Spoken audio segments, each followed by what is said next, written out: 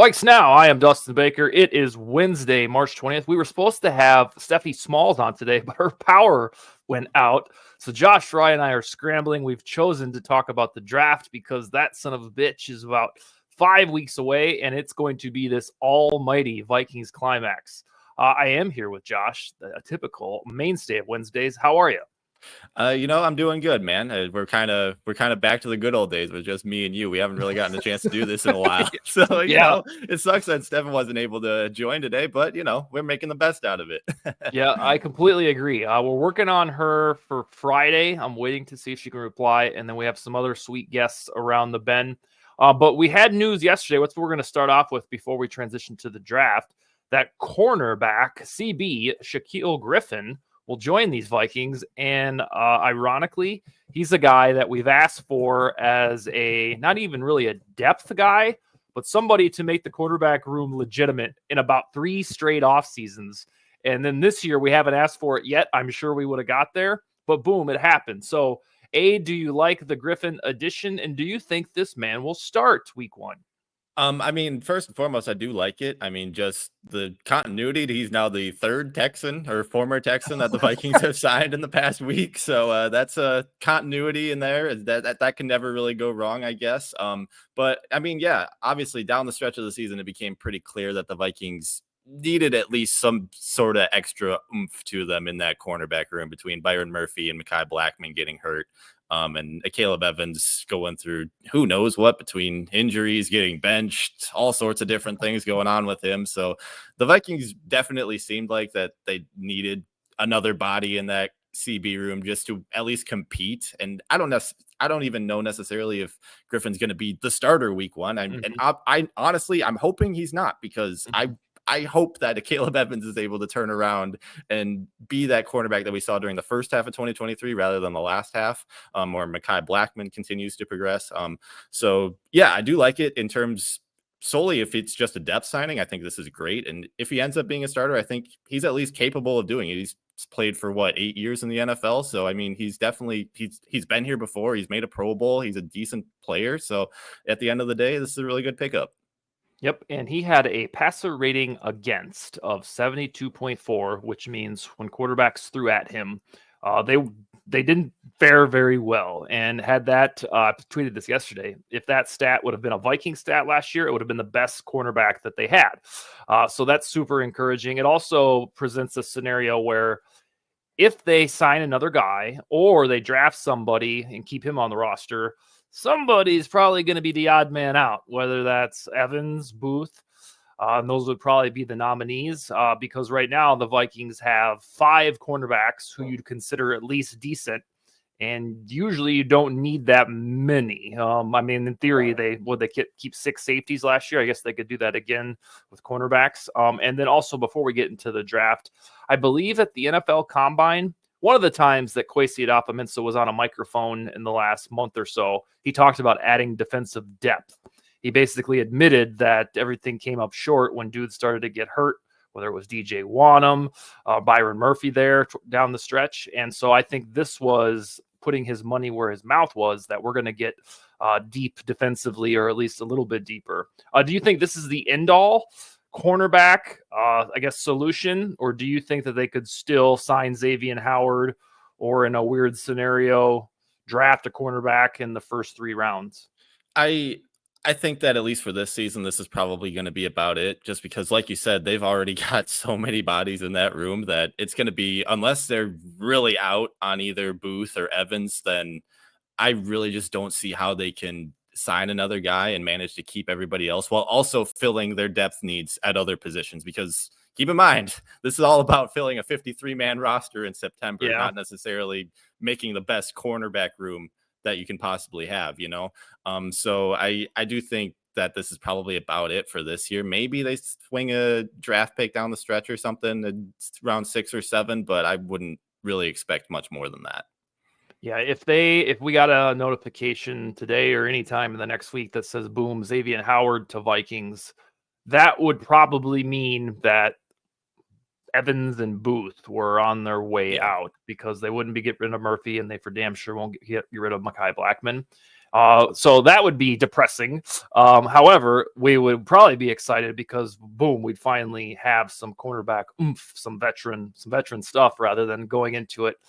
God, it feels like 2 straight off seasons, not including this one, where it's just like, are they eventually going to sign some cornerbacks? I mean, that's why we wanted Griffin last year. All right. So on this draft topic, I'm pretty sure we'll get to sleepers sometime in the next 5 weeks. We might even be able to do that with Thor because he's a god at that with his Puka Nakua selection. But from you, I want 4 guys that the Vikings should pull out of this draft as it stands right now. And you can take this any way you like if you want to go in the first round and then go through. But now we got free agency, especially the first wave, is firmly in the rear view. And I think the Vikings did quite well. We have to transition to the draft.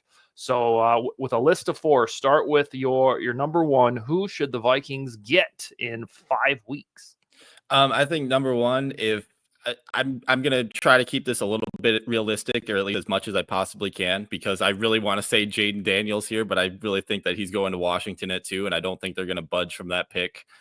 So I think with my first one, I'm going Drake May, the guy we talked about last week, and then the offensive line looking as good as it has in the past decade last year, and being able to keep a lot of that continuity so far as well. We'll see what happens with Dalton Reisner, but Drake May offers so much in terms of arm strength, accuracy as a passer. He needs to get a little bit better in that area. I think at least sometimes on the run, I think he gets a little bit inconsistent with his passes. But in terms of a guy that's just a baller, he looks like an NFL quarterback, 6'5", like 220, 230 pounds, something like that. He looks like a guy that can just manage the pocket, and he stays calm, cool, and collected throughout the entire process. So yeah, I think number 1, I think Drake May should be if he's not at the top, he needs to be near the top of the Vikings draft board this spring. If he goes to the Vikings, or I guess any other team, we haven't seen any training camp or preseason. Do you think he would see the field right away, or would we get at least a month of Darnold? I think if he was with the Vikings, looking at how they've kind of gone about the quarterback room, I mean, obviously last year was kind of weird with Kirk going down and then injuries, but it seemed like they really didn't want to rush Jaron Hall into stuff until he was absolutely ready. And obviously a 5th rounder is very different from the 3rd or 4th overall pick, whichever that he'd end up being. But I do think that Darnold would be there at least for the first months, just so May can completely get the offense down and just be fully comfortable in that system, because at the end of the day, it's not really about winning in 2024 for the Vikings. It's about winning in 2025 and beyond, when you've got this rookie quarterback completely comfortable in the offense and under a rookie deal. You can fill out the roster around him. You got so much cap space in 2025, 2026 that you got so much stuff that you can play with in the future that I wouldn't be overly concerned about getting him into the starting lineup in week 1. Yeah, I think that's the insurance that Darnold provides, especially with an honest to goodness $10 million that he's going to earn. I think we'd all be disappointed a little bit because that will have meant that if it's May or whoever really is, because we hope it's one of the big 4, that they didn't absolutely wow the masses like CJ Stroud and didn't, thus earn the job. I guess all Stroud had to beat out last year was, let's see, Davis Mills. So it'll be a little bit different scenario, but the utopian dream is that we get to July and August and Drake May or JJ McCarthy, Jaden Daniels just look like a baller. And then they're ready to go week 1. The only problem with that is if they get out there in the first 3 or 4 games, they're utterly unprepared and they suck. Then you have to start doing hopscotch just to save face. I mean, you might have to. I mean, if the guy is utterly terrible, you'd have to say, all right, well, he needs to take a little break, and we're going to get Sam Darnold in this. We're going to get Nick Mullins going, and that's probably not good for the psyche of a young quarterback. So if we get there and it is Sam Darnold, it won't be a doomsday scenario. It's just that they don't want to, mess the guy up right away. So that is music to this show's ears. As you know, Drake May started for me as the guy, right after the Vikings lost to the Lions. And I started, all right, let's review some of this tape pretty intensely. That's the guy that stood off the page right away because of all of the measurables you talked about, 6'5", And just the way he throws the ball, I'm like, this guy is going to be good. So long as he doesn't get in a rotten system, and the Vikings have the antithesis of a rotten offense to be dropped into. So yes, let's hope that's right. It's really wild that we have to wait 5 weeks until this almost Super Bowl-like event in the draft if you operate under the pretense that Kwesi will trade up one more time. Yeah, absolutely. And I mean, considering that Drake May used to be the absolute highest ceiling for the Minnesota Vikings, and now it kind of feels like if they draft Drake May, it's like, yeah, that was kind of expected. It's Yeah. like, wow, how far we've come just in a Yeah. couple months here. Kwesi's been absolutely awesome this offseason. On Saturday night, we had Optimistic Vikings fan on, and my co-host that night was Brevin Bain, and he talked about how McCarthy feels like the floor right Yeah. now, and that is the fruit of the trade on Friday with the Texans. All right, who's the next guy? So we got Drake May, check. I'm assuming that's going to cost. Well, it really won't matter for these purposes. Next year's first and then some. So I guess we'd be down to round 3 unless you have them making some sort of trade to get a second. What do you got? Yeah, I think if they ultimately trade back up into round 3, maybe late into round 2, something like that. Day 2 guy that I'd be keeping an eye on would be Cooper Beebe, the guard out of Kansas State. I think especially if they aren't able to re-sign Dalton Reisner, the Vikings need somebody else just in that room. And Beebe's a really talented player as it is. He has experience at both left guard and left tackle. So outside of his abilities as a guard, you have some extra insurance there with Ali Udo not being around anymore, in case somebody like Christian Darrisaw or Brian O'Neill, who we've seen both go down with injuries at separate points during each of the past 2 seasons, you have some extra insurance there in case you have to plug somebody in for a game or two. So BB would be a guy that I definitely have an eye on. He's a little bit small for a tackle, and I don't necessarily think I'd trust him there as a full-time starter. But again, that's not really what the Vikings are looking for. They need a left guard right now, and I think he fits that really well in terms of his pass blocking ability. He's very powerful. He doesn't really give up a ton of space during his pass protection, and if he's going up against a bull rush, he's got an absolute anchor that he's not gonna move at all. So I think that the Vikings would be really, really well suited to find him in day 2 if they end up somehow getting another pick there. And that would mean if he's a day 2 pick, he could reasonably contend for the summer camp battle with Blake Brandel, or if they re-sign Chris Reed. I don't know what they're going to do. On Dalton Reisner, I can't figure this out because this is 2 straight off seasons now of the same thing. It's a little bit weird that the Vikings haven't re-upped him because he loved it here and they seem to love him. And then if you subtract the Vikings altogether, no other team has taken the plunge. And when you watch the guy's interviews during the season, he seems like the ultimate team player. The way that he's been ignored in 2 free agencies is almost would be like he's a prick or a cancer. And I can't figure out. I mean, I certainly don't think he's that. So I don't understand why he is a footnote to every free agency. And like that's on top of the Vikings ignoring him. Do you have any theories?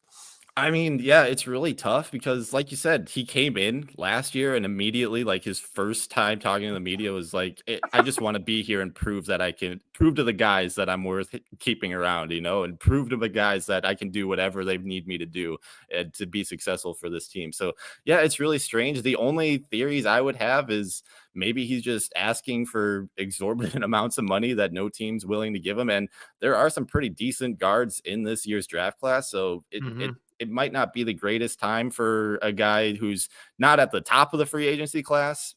He's definitely not at the bottom, but he's definitely not one of the guys at the top of the class either. So it's not really a great time for Reisner to be a guy who could be asking for a lot more money than some teams view him as worth right now. So that would be my only thing. But yeah, it doesn't make a ton of sense that absolutely nobody wants him right now, or at least doesn't seem like anybody wants him.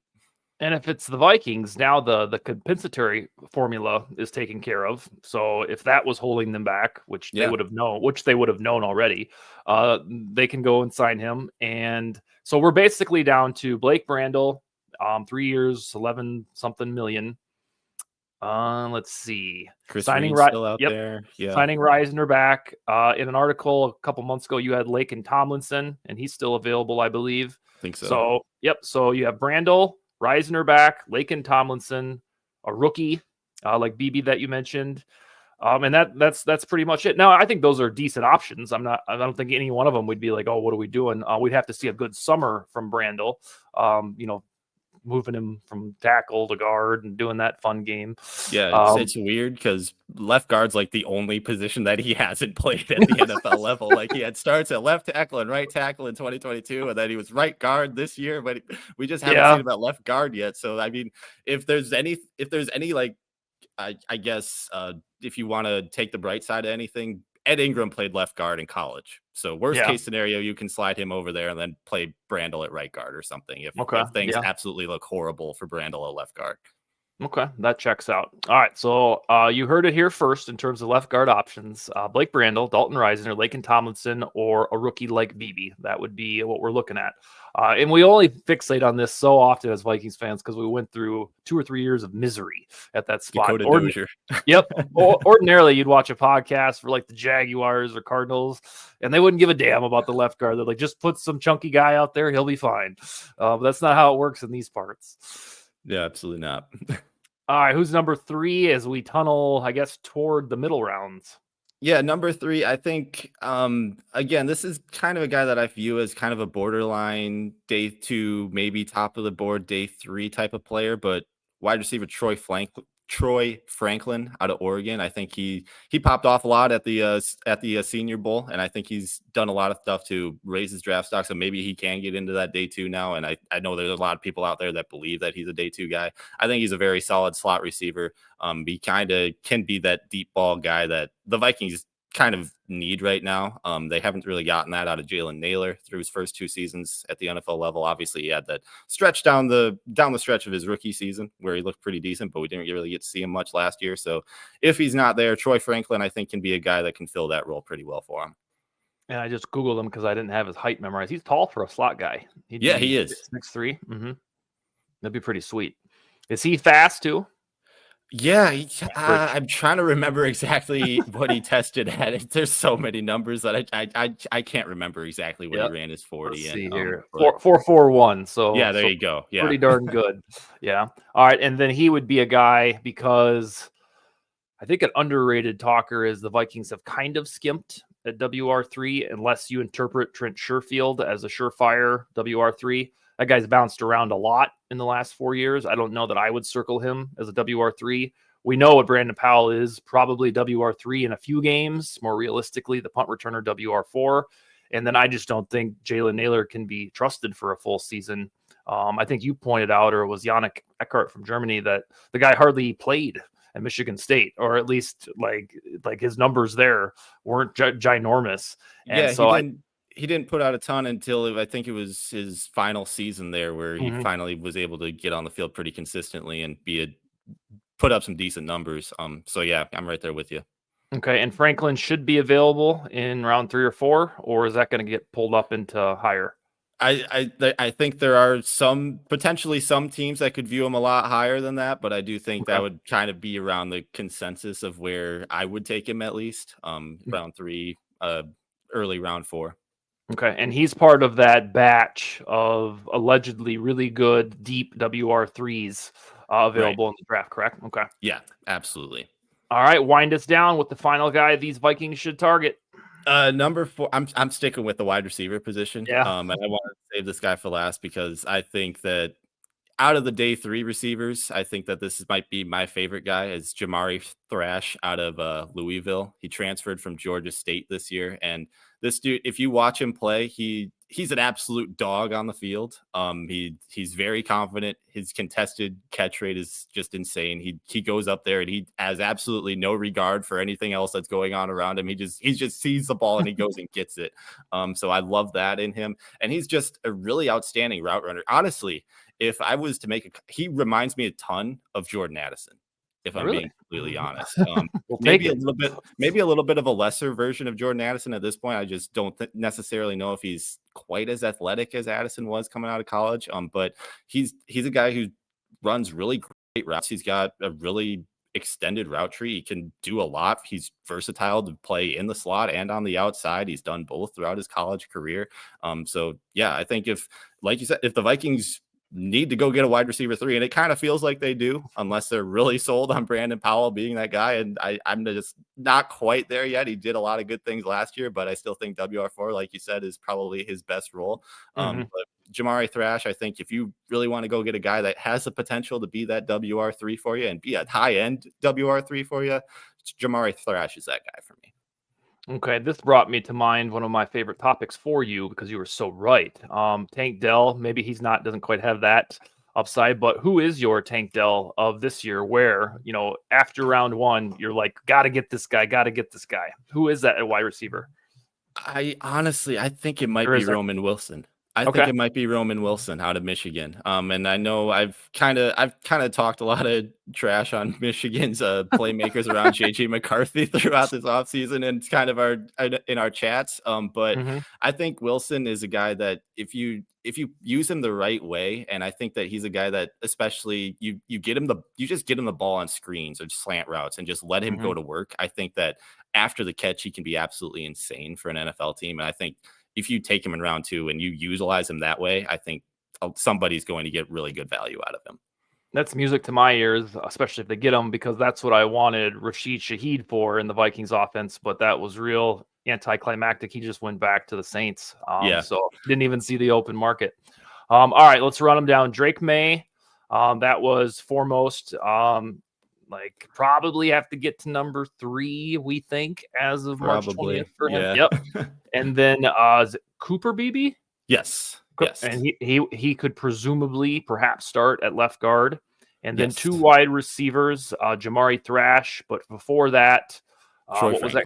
Troy Franklin. Yep, I've seen his name for fantasy stuff because starting to size up these dynasty drafts. Yeah, you and me both, brother. Yeah. Oh, yeah. Well, I'm gonna need your help for that one. I got this. I sound like a casual when I'm not. I did my first super flex last year when we were on a road trip, and I drafted during that. And it was my worst league out of all 15. There's only one I didn't make the playoffs in, and throughout the season, I somehow stockpiled 4 second rounders, and I need your Tank Dells. So I'm going to be sending you so many screenshots that week. It's gonna be wild. I gotta catch up on my wide receiver work. It sounds like. Yep. That's what I'm going to need. Well, running backs, that'll be prime territory for them too. All right, my man. We're going to continue to work on Steffi Smalls for Friday. I'm going to see if she's available. And then Saturday night, Brevin Bain and I will talk to the great Thomas Sullivan of Vikings Twitter. And then coming up before too long, Ryan Roberts from Rise and Draft. He's going to talk with us. And then before you know it, we'll be talking to Thor again. Let's see, the week after next. I think that'll be. All right, sir. You have a wonderful day. We'll talk to you soon. You too, man. See you later. Yep, later.